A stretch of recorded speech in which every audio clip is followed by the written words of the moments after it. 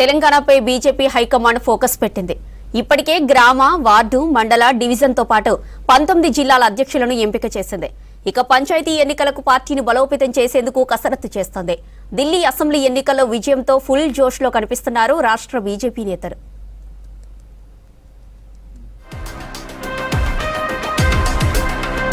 పంచాయతీ ఎన్నికల్లో కాషాయ జెండా ఎగిరితే రాష్ట్రంలో అధికారంలోకి రావచ్చని బీజేపీ అధిష్టానం భావిస్తోంది.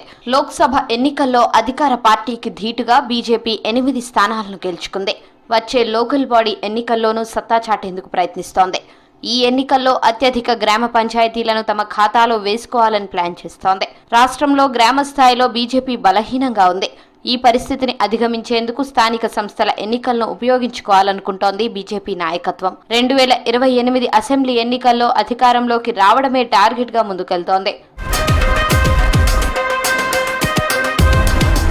క్షేత్రస్థాయిలో పార్టీని బలోపేతం చేయాలని రాష్ట్ర నేతలకు సూచించింది బీజేపీ జాతీయ నాయకత్వం. పంచాయతీలు, మండలాలు, జిల్లా పరిషత్లోనూ పాగా వేయాలని ఆదేశించింది. పార్లమెంట్ ఎన్నికల్లో 35% ఓట్లు సాధించిన బీజేపీ లోకల్ ఎలక్షన్స్ లోనూ అదే ఊపును కంటిన్యూ చేయాలనుకుంటోంది. 6 గ్యారంటీల అమల్లో సర్కార్ విఫలమైందంటున్న కమలం నేతలు ఇదే విషయాన్ని జనంలో విస్తృతంగా ప్రచారం చేయాలని భావిస్తున్నారు. గ్రామాల్లో బలమైన ప్రత్యామ్నాయ శక్తిగా ఎదిగేందుకు కార్యాచరణ సిద్ధం చేస్తున్నారు. రాష్ట్రంలో జరిగే సమావేశాలకు జాతీయ నేతలు హాజరు కానున్నారు.